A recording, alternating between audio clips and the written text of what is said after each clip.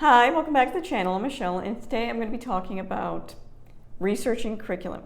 Now, someone requested a video in one of my previous videos about how exactly I go about doing that. Now, I have an entire video on kind of the steps I take in choosing curriculum. I will link that above. I suggest watching that if you want to know kind of my reasoning behind some of the choices I make. But this one is specifically going to be taking you through kind of how I work that process with real curriculum.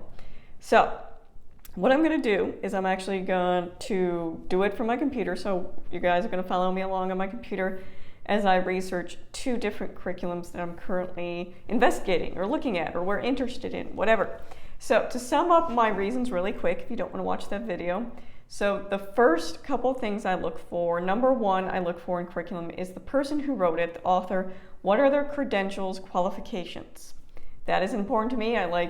Again, I've mentioned in that video, I am not an expert in a lot of these fields I'm teaching, so I prefer to pull resources from people who are experienced or experts in their field. So that is a big component of the curriculum that I am looking for. What are their qualifications? Number two, I look at the company's values. What does the company stand for? There are certain curriculums I will not use based on their discrimination against certain groups of people, or if it's not an inclusive type curriculum, that type of stuff. I will also look at, the standards. What standards does it follow if I'm looking at science? Does it follow next generation science standards? For language arts, every year, and I talk about this in a previous video too, how I kind of outline what I want my kids to learn or the standards I want them to meet. There's a couple of sources I pull from, but one of them is my state standards on education. So I want to make sure that, it's pinging some of those important things for that age level as well. So what kind of standards are they following?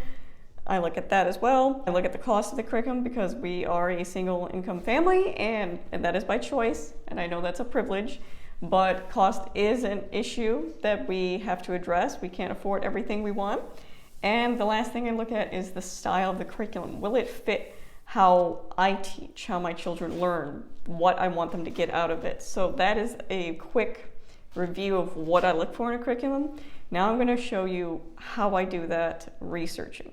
First curriculum I'm going to be looking at is Harbor and Sprout. I saw this reviewed on the YouTube channel Geeky Abode, and it looked interesting, so it's something I wanted to look more into. So again, keeping those things in mind, one of the first things I'm going to look for is the credentials or qualifications, and most of the time I will start by going to the page, the website, curriculum, whatever it is, they're about. Most of them, if not all, will have some kind of about them page. So I'm going to click on that and see what we get. So first I can see that it looks like a team of people create this curriculum, which I actually really like. I prefer curriculum that is written with many different contributors. I think you're more likely to get different perspectives and points of view and information when pulling from multiple people, opposed to having a curriculum that solely has one author. So I do like this. So I would go through and kind of read each of these biographies, and I really appreciate that this curriculum has the biographies. On top of that, it tells what each person writes or contributes to their specific curriculum, which I really appreciate. So for example, it looks like the science is by someone who has a degree in that.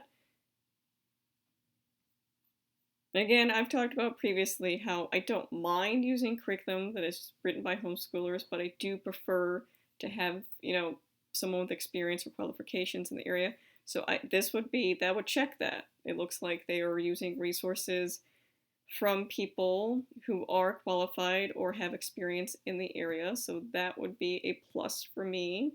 Look into the specific area that I'm interested in.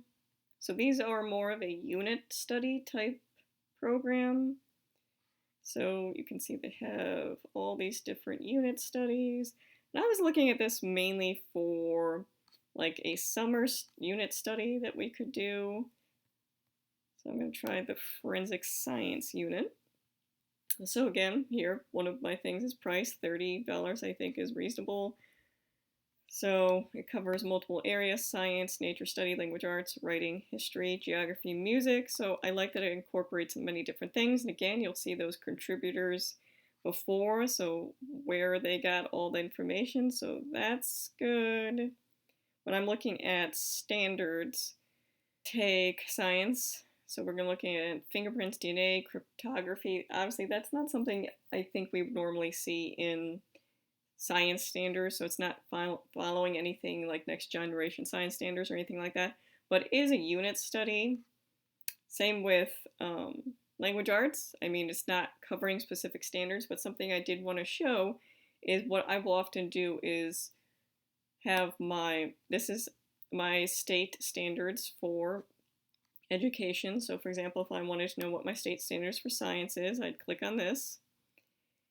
And this will give you all the standards for kindergarten and up. And I know a lot of people are like, oh my God, this is so overwhelming, I could never. But I think it's also important to know what your standards are for your state, especially if you're thinking about things like dual enrollment in high school or a college-bound path. Being able to know what areas to hit and what I will actually do at the beginning of the year. So you can see we are on first grade already, and this follows next generation science standards.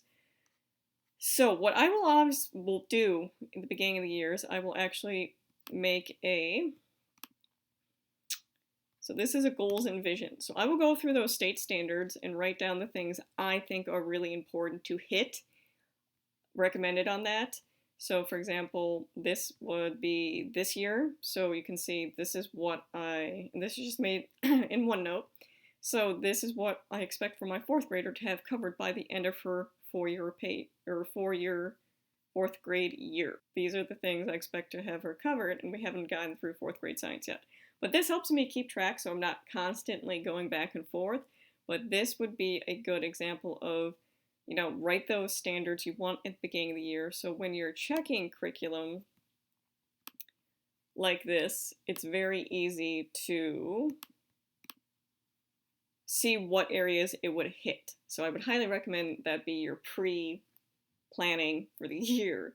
But that is how I get those kind of standards. I do use other things like core knowledge sequence and things like that, but I do draw a lot from my educational state standards.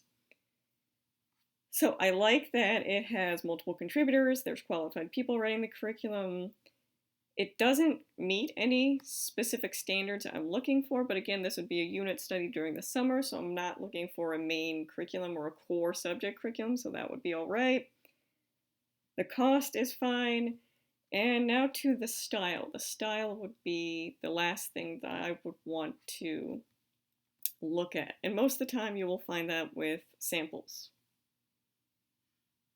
I think a good thing to look at also is the FAQ. You will get a lot of information about the company if you're looking for things like values and what they stand for. Obviously it's family style learning. It's more of a gentle approach, so this is nothing academically rigorous, I would say. So again, I do prefer that in my homeschool, but if it's a unit study during the summer, that is actually when we take more of a gentler approach to things.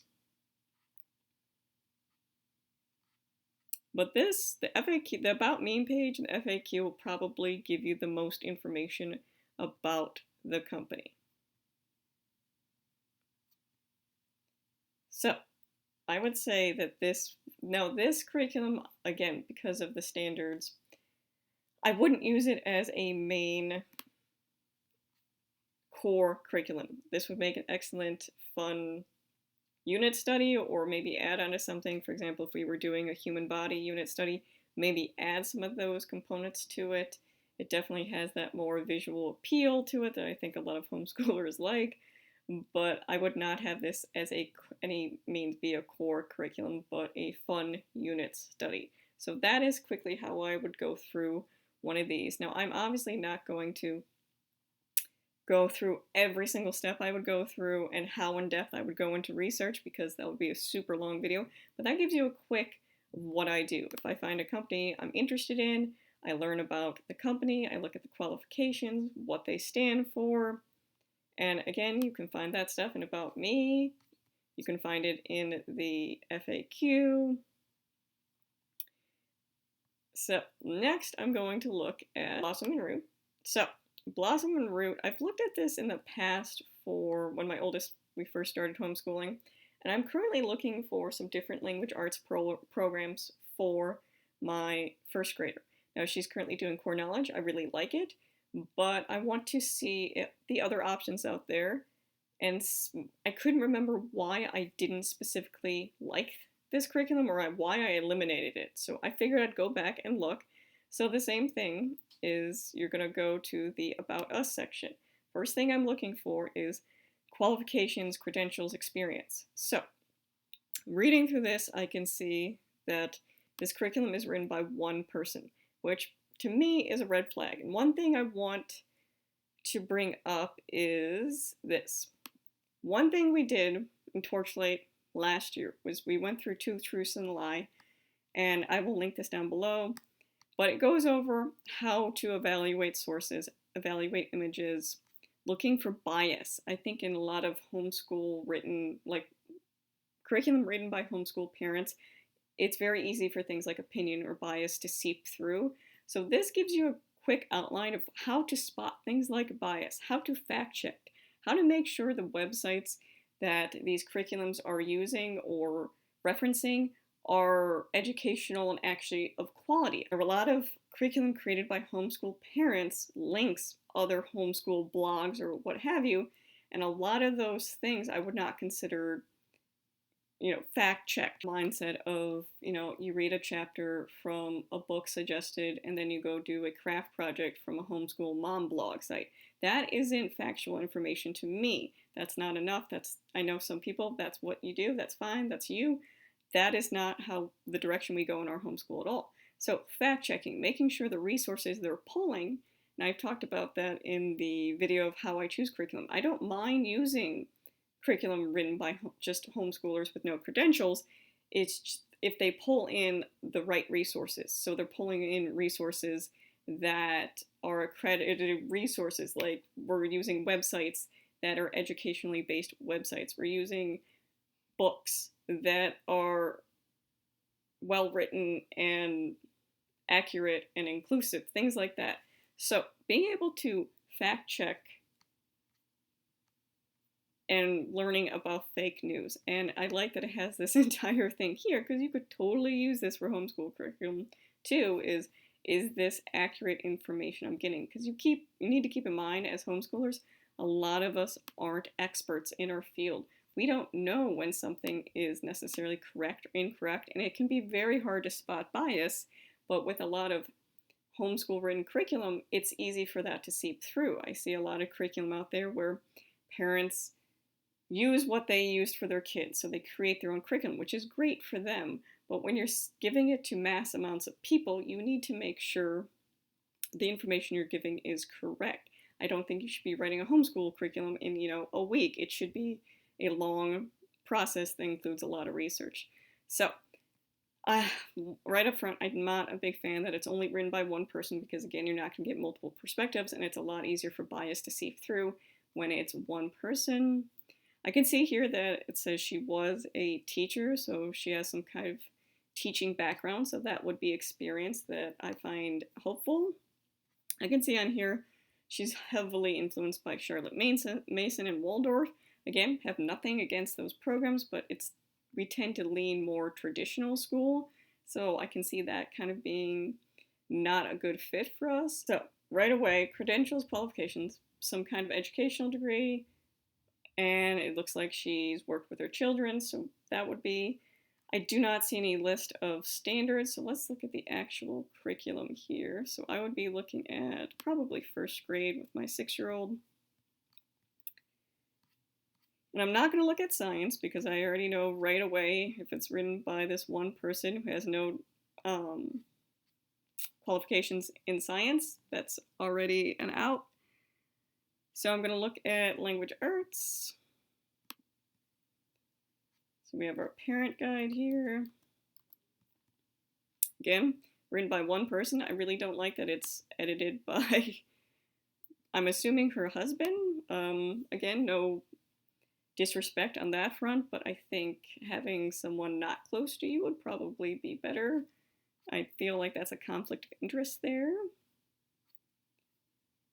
All right, so it goes through the planning and scheduling. Read through this and see kind of how it fits. Again, this is giving me very like homeschool mom blog vibes. Okay, so the reading, the required book list. Again, a lot of these programs I feel like pull from other resources but have huge book lists, which I think comes into account with the cost. I know a lot of things can be borrowed from the library, but when you're constantly, like every week you have a new book, the chances of that book being in the library isn't always the greatest. I've had that issue with Torchlight before where the library didn't have it. So reading through this, I can definitely tell it's very more like crafty, hands-on, which again, there's nothing wrong with that, but we do prefer a more rigorous study of things. All right, so let's just look at the student notebook. So again, it looks like it's a lot of journaling. Not a fan of narration in our homeschool.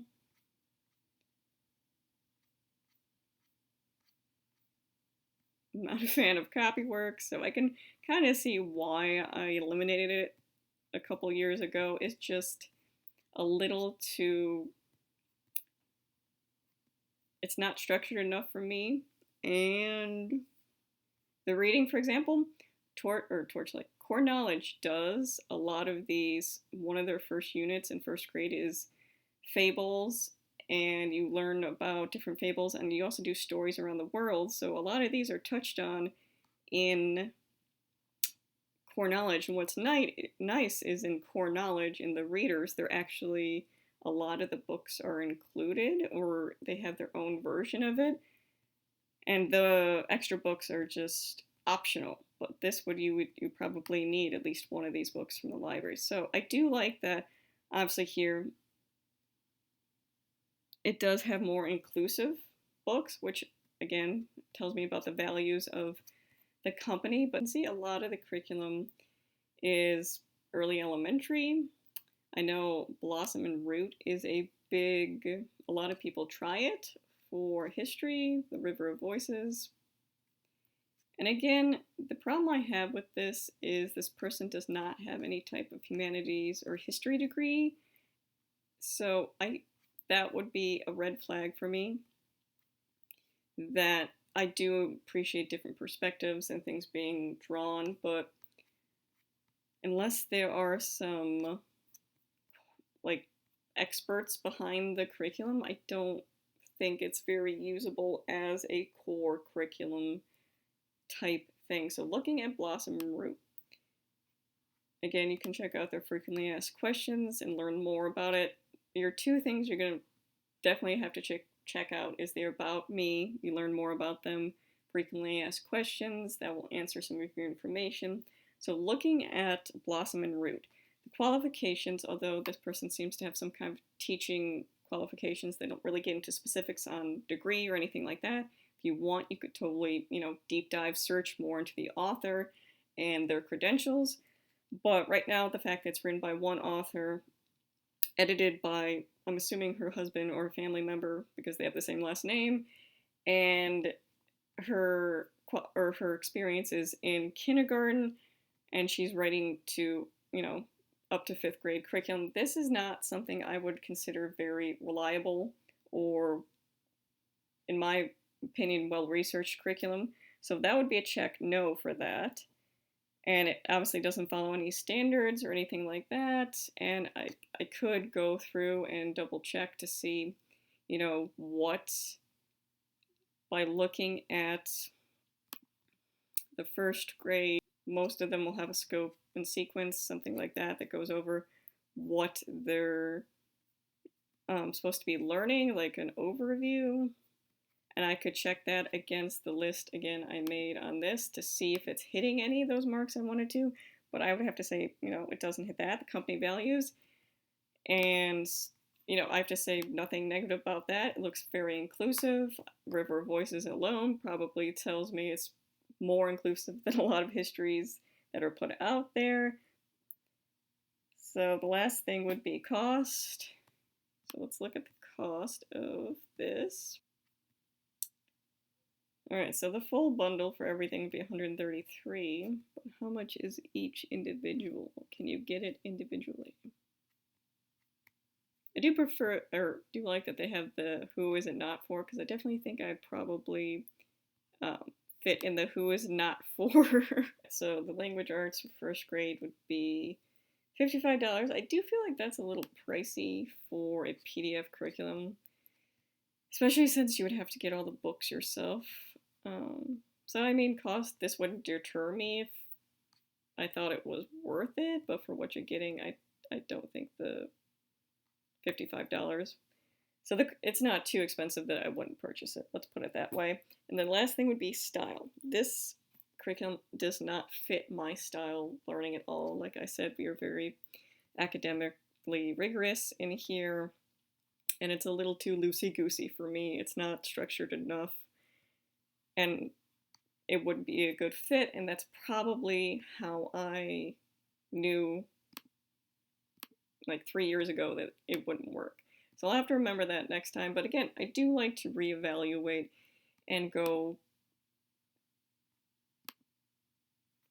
back to curriculums, because, you know, just because something didn't work for my oldest does not necessarily mean it wouldn't work for one of my other children. But this curriculum for us would just be an overall no. I feel like for science, core knowledge is a lot more contextually based. I do prefer, a lot of people don't like all the information given, like in Curiosity Chronicles, History and Science.